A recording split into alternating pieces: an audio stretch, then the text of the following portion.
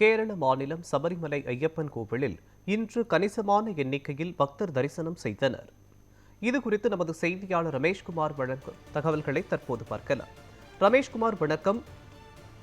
மகர விளக்கு பூஜைக்காக நடை திறக்கப்பட்டதிலிருந்தே அதிகமான பக்தர்கள் தரிசனம் செய்து கொண்டிருக்கக்கூடிய சூழலில் இன்றைய தினம் கணிசமான எண்ணிக்கையில் பக்தர்கள் தரிசனம் செய்திருப்பதாக தகவல்கள் வெளியாகியிருக்கிறது. இது பற்றி விவரங்கள் என்ன, சொல்லுங்க. மோகன், சபரிமலை ஐயப்பன் கோவிலில் மகர விளக்குக்காக நடை திறக்கப்பட்டு பூஜைகள் என்பது நடைபெற்றுக் கொண்டிருக்கும் நிலையில் நடை திறக்கப்பட்ட நாளிலிருந்து இதுவரையிலும் கணிசமான எண்ணிக்கையில் பக்தர்கள் தரிசனம் என்பது மேற்கொண்டு வருகின்றனர்.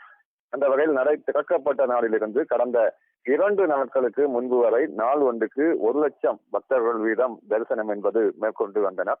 அந்த வகையில் பார்க்கும் பொழுது கடந்த 2 தினங்களாக பக்தர்களின் வரிசை என்பது சற்று குறைந்திருக்கிறது. குறிப்பாக 1,00,000க்கு குறைவான பக்தர்கள் தரிசனம் என்பது மேற்கொண்டு இருக்கின்றனர்.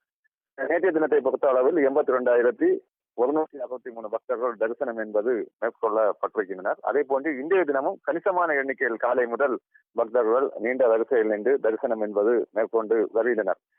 இனி வரும் நாட்களில், குறிப்பாக இனி 4 நாட்கள் தான் மகர விளக்கு பூஜைக்கு என்பது இருக்கிறது. இதனால் வரும் நாட்களில் இந்த கூட்டம் என்பது அதிகரிக்க ஒரு வாய்ப்பு இருப்பதாக திருவிதாங்கூர் தேவசம் போர்டு தரப்பில் தற்பொழுது தெரிவிக்கப்பட்டிருக்கிறது. இதனால் பல்வேறு கட்டுப்பாடுகள் என்பது விதிக்கப்பட்டிருக்கிறது. குறிப்பாக சபரிமலை சன்னிதானத்தை பொறுத்த அளவில் பக்தர்கள் நீண்ட நேரம் அங்கு செலவிடுவது வழக்கம். ஆனால் உடனே பக்தர்கள் தரிசனத்தை முடித்துவிட்டு கிளம்ப வேண்டும் என தெரிவிக்கப்பட்டிருக்கின்றனர். இதே போன்று சபரிமலையை பொறுத்த அளவில் போலீசார் எண்ணிக்கையும் தற்பொழுது அதிகரிக்கப்பட்டிருக்கிறது.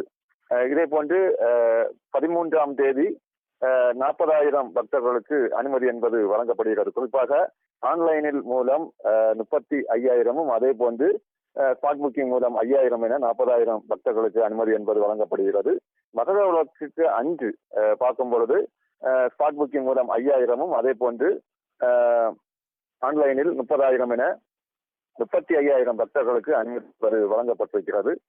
தொடர்ச்சியாக வரும் பக்தர்கள் பல்வேறு பகுதி, நிலக்கல், பம்பை போன்ற பகுதிகள் அங்கு சிறு சிறு குடிசைகள் அமைத்து அந்த மகர விளக்கு காண்பதற்காக தற்பொழுதே அரசு நடவடிக்கைகளில் இறங்கியிருக்கின்றனர். அவர்களை கண்காணிக்கும் காவலர்களும் தொடர்ச்சியாக இப்போ ஒரு பகுதியில் குடிசை என்பது அமைத்து அவர்கள் இருந்தாலும் அந்த பகுதிகளை பொறுத்த அளவில் தீ அந்த பகுதிகளில் போடக்கூடாது எனவும் போலீசார் அறிவுறுத்தப்பட்டிருக்கின்றனர். அது பல்வேறு பகுதிகளில் தடுப்பு வேலிகள் என்பது வைக்கப்பட்டு பக்தர்கள் தீவிரமாக கண்காணிக்கப்படுகின்றனர். சன்னிதானத்தை பொறுத்த அளவில் பக்தர்கள் தரிசனத்தை முடித்துவிட்டு உடனே திரும்ப வேண்டும் என்ற அறிவுறுத்தல் வழங்கப்பட்டிருக்கிறது. அதே போன்று மலைப்பகுதிகளில் குடிசைகள் அமைத்து மகர விளக்கை காண இருக்கும் பக்தர்கள் அந்த பகுதிகளில் தீ போடக்கூடாது எனவும் தற்பொழுது அறிவுறுத்தப்பட்டு பல்வேறு கட்டுப்பாடுகளுடன் பக்தர்களுக்கு அந்த கணிசமான எண்ணிக்கையில் தரிசனம் மேற்கொள்ள ஒரு நடவடிக்கையும் எடுக்கப்பட்டு வருகின்றனர். மோகன், விவரங்களுக்கு நன்றி ரமேஷ்குமார்.